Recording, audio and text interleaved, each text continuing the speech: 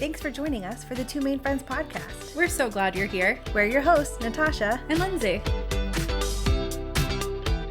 Thanks for joining us on this episode of Two Maine Friends in a Podcast. We're excited today to jump into a topic that I think is relevant for everyone these days. You can't go very far without being involved in some level of social media. And if you are, kudos to you. I think that's impressive in today's world. But we're going to talk about social media and what it plays on friendship and the depths of friendship as well. Before we hit record on this podcast, we were talking about back in our day. It sounds so old saying that. We are that old now. We are. So we had MySpace. If you remember MySpace, then you also are aging yourself now. But when we were younger, MySpace was one of the first social media get to know your friends type websites. And so they came out with the top 8. And your top 8 friends were a big deal. And if you were bumped off of the top 8 immediately, you were probably having an issue with one of your friends and didn't know it. At least that's how I took it. If I wasn't top 8 on one of my high school friends' MySpace, what was going on? Yeah, so I wasn't allowed to have MySpace, so I don't know the ins and outs of the MySpace world. But I can say when I did get Facebook, I think it was my senior year in high school, it had something similar, and you had like your top friends that you could like arrange on the board or whatever, and you could get bumped from that with no warning, nobody would say anything. It was just and you're gone, and there was no conversation, and I was always concerned. I don't know that I remember being on anyone's board, like their top list, but it was still concerning though, like that. We just had this very public way of posting who our favorite people were and then removing them from our favorites if we just decided to. I think that can go back to our insecurity conversation. It kind of plays a part into your insecurities a little bit. I mean, for real though, because everything's so publicly posted. I mean, the internet is wide open, and to have something like that even available where you're ranking people based on who the best versus the least is kind of hard to navigate. It's true. Now that I'm older too, I think about my top 8 on MySpace, and honestly, it was just a rotation to make everyone feel included because I am such a people pleaser. So if you were on my top 8 and you weren't the next week, just know it wasn't you. It was me. It's me. Hi, I'm the problem. It's true. Thanks, Taylor. That's so funny. I think it's also hard to know, like, and I can't imagine what it's like to be in high school these days with social media being such a huge piece of it, but just, how it plays into people only post what they want people to see. And so often what they're posting is a snippet of a good event, or it's a highlight of something that's going well for them. And 9 times out of 10, those pictures that they're sharing are fabricated even. Like, and I'm guilty of that, right? Like pushing the stuff out of the way and positioning the books just right on the shelf so that it looks the way I want it to look when the rest of my living room is a train wreck. Like, I've been there, right? Like, we've all done it. And if you haven't, kudos to you. The key word you just said is a highlight of our life. It's not a low light. It's not the worst moments whenever everything is chaos around us. And you always say portrait mode fixes everything. And yeah, so it does. To use that to make it a pretty picture.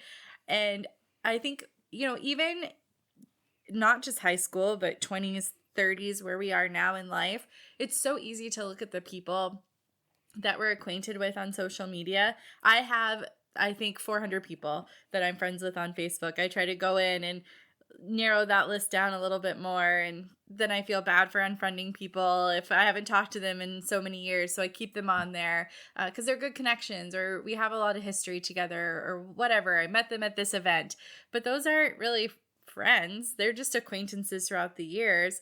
But it's so easy to look at their lives on social media and feel like I'm not measuring up, and then kind of miss the depth of the friendships that I have and take for granted what I do have because their life looks so much more fascinating and so much more exciting than my life is.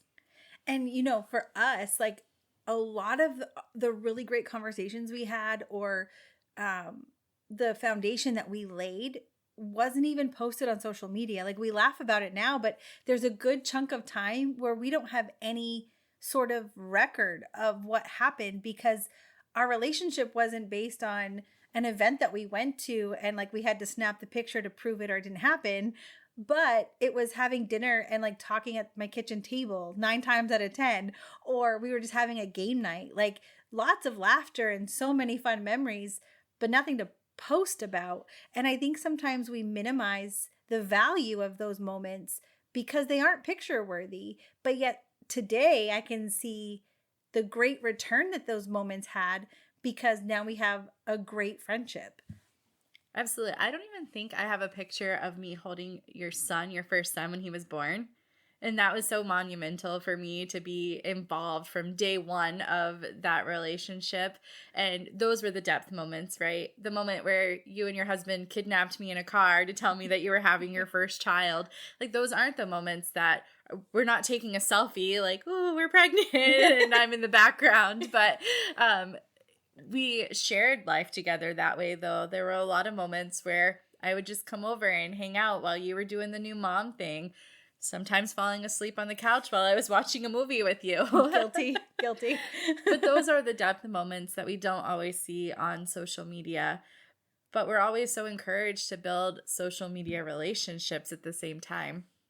Yeah, it's weird how like our culture shifted really quickly from having depth and engaging in day-to-day life together to these superficial snapshot moments of a exciting moment, but it's a moment.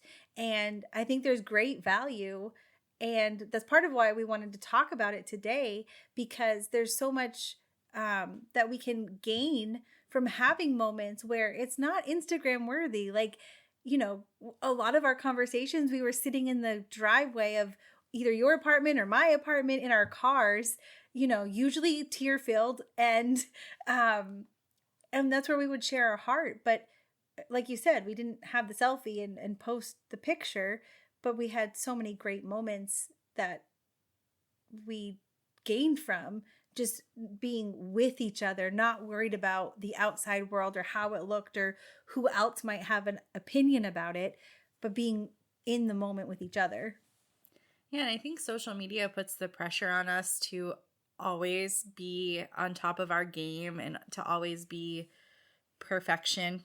You can edit it a million times, take away every flaw, every beauty mark that you may have that you don't like, and edit the words. You can use Grammarly and you can change the language. You can do whatever you need to do to be forward in those worlds. And there's nothing wrong with that. There are people that build their careers on social media. Oh, 100%. And yeah. I support that 100% if that is where you're led in life to do those things. But I would challenge you, if you're leading a social media life, where are you finding your depth at the same time and making sure that you have that depth in your relationships? Because it's great to post that things are lovely and working out so well for you. But at the end of the day, when you go home, who are those connections and those relationships that you know that you can call on? That's exactly what I was just going to say. Like, yeah, you can post, or we can all post different things, but in the depth of the moment when you're heartbroken and shattered because something in your life just fell apart, who are you calling? Who are those people that, you know, understand where you're coming from and know that that was heartbreaking for you and can sit with you in it and be there to walk you through that moment? And also on that same vein of thought, like, who in your life can speak into your life to say, hey, I noticed this is a habit that you have that's not healthy. Can we talk about that? Because you have to have both, right? You have to have the person you can call when you're heartbroken and shattered and you need help. And you also need to have someone that can speak into your life and call you out in a loving way to say, I think you can do better than this. Like, this isn't healthy for you, or that's not a good choice. Can we talk about that? I think another realm that you have to look at too is having those relationships that are there to lift you up when you're going through hard times. As we were talking, I thought about this one part of my life where I had lost my grandmother in 2014. And I had posted it on social media. I put on Facebook, like, we lost an amazing woman, my Nana. I'm sure I've said fluffy things about her because she truly was one of the most incredible women that I knew in my life. And I loved her so much. She was one of my best friends in my safe space. And I had some amazing people in my life for many years of my life comment on that post, like, we're so sorry, praying for you and your family. We're here for you if you need anything. And that's great. And I am so appreciative to those people. And I don't want to take away from that by any means, because I know that most of them truly meant what they were saying about being there. But it was the people that I had relationship with that were truly the ones that were there. The ones that I knew I could call and say, this happened, and tell the full story of the 3 months that we walked through with my grandmother passing, and the heartache that it brought to me, and the hard time that I was walking through because of that season in my life and what was going on around me.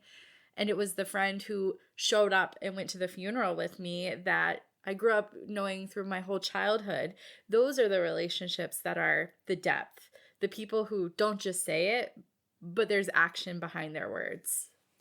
You know, while you're talking about your friend that went to the funeral with you and like kind of walked with you through the hard times, I can remember my husband and I had a miscarriage in 2017, and that was one of the most heartbreaking things to walk through. It was really dark and it was really heavy, but it was also one of the first times that I had to let people do something for me.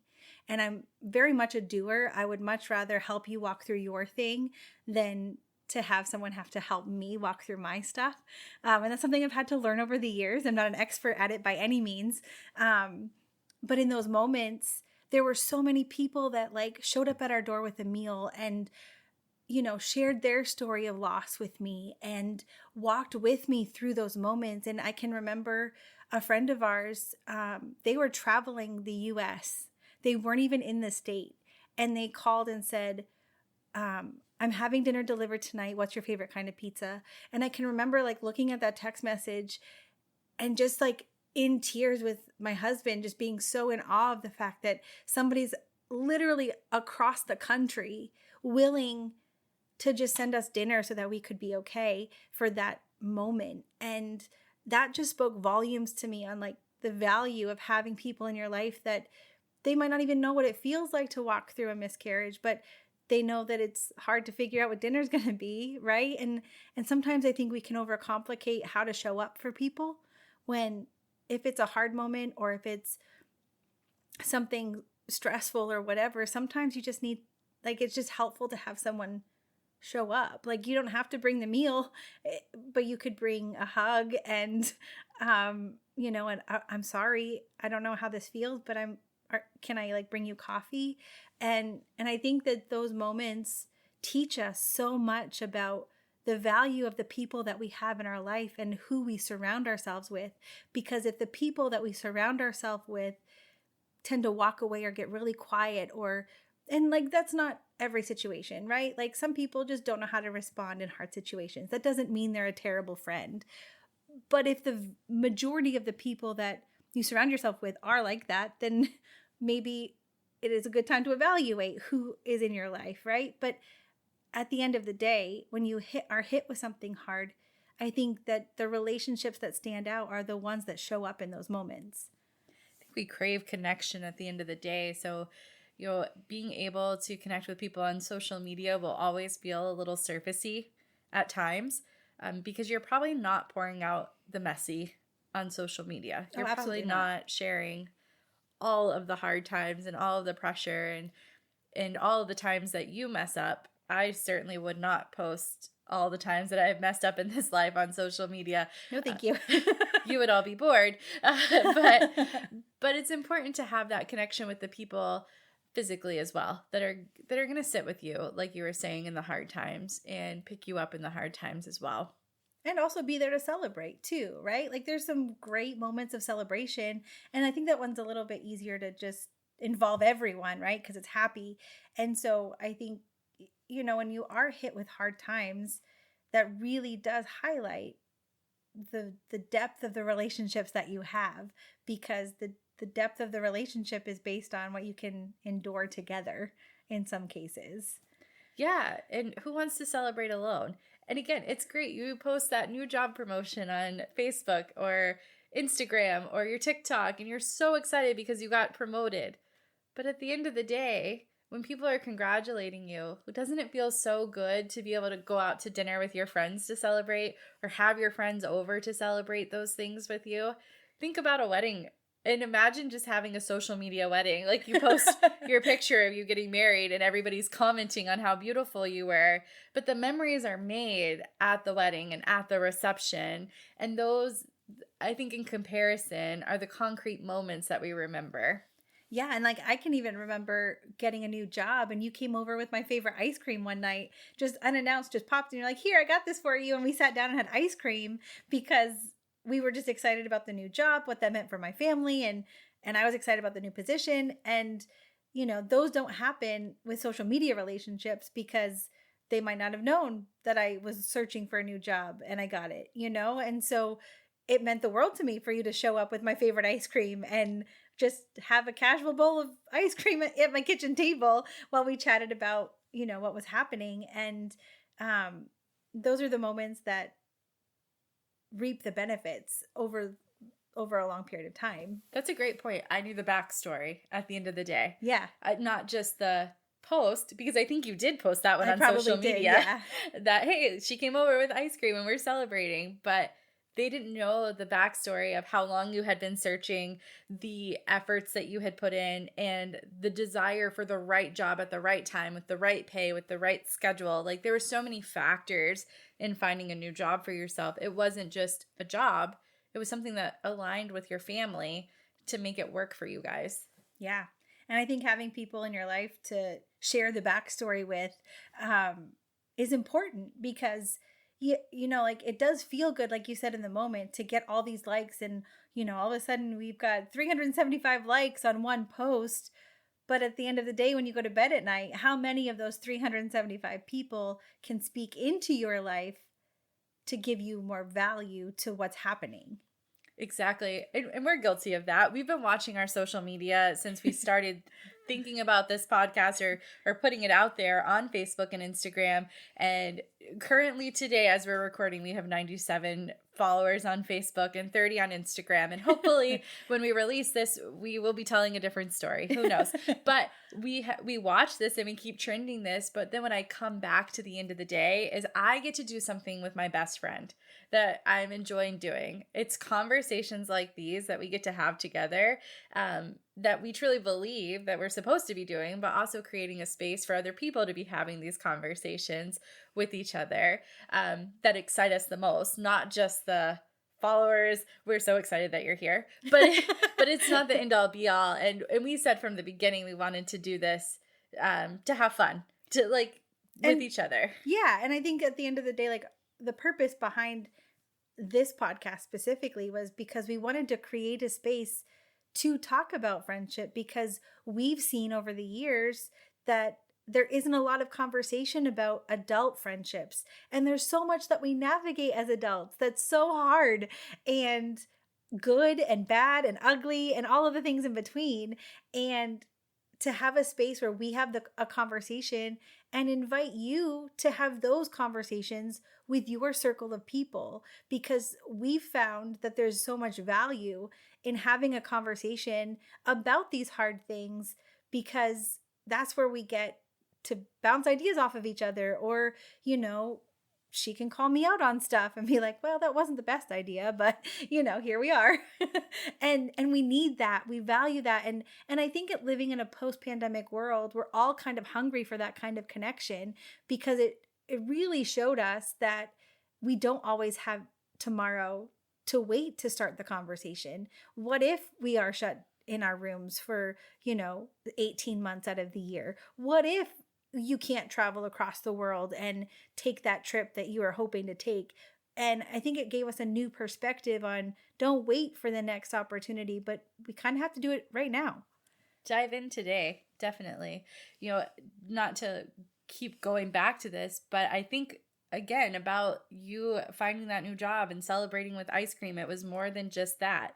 It was the backstory. And we need people to know our backstories. We need that connection and relationship to encourage us while we're walking through the trenches, so that when we can get to the place that we've been working so hard to get to, and that we're ready to celebrate, that like it's even more exciting because we had people walking in the backstory with us, and we're so excited to share because we know what it took to get there, but also that we had people walking beside us to help us get there, or sometimes just to let us complain and vent about how hard it is to get to where we're going. Yeah.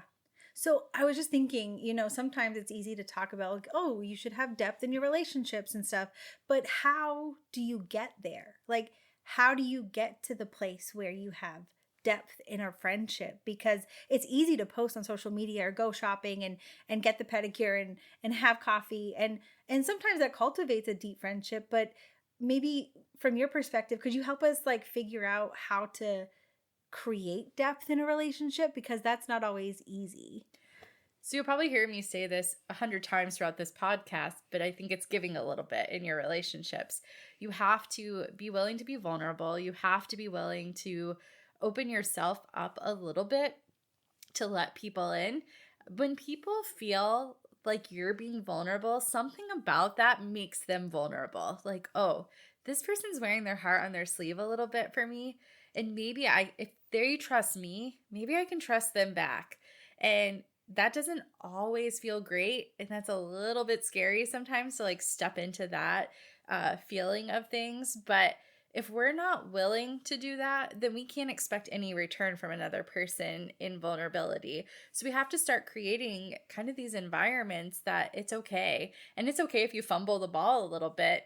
But if you're willing to accept that you fumbled, then that also opens up another door for a person to either accept the fumble and run with it, or walk away. And if they walk away, it's nothing against you.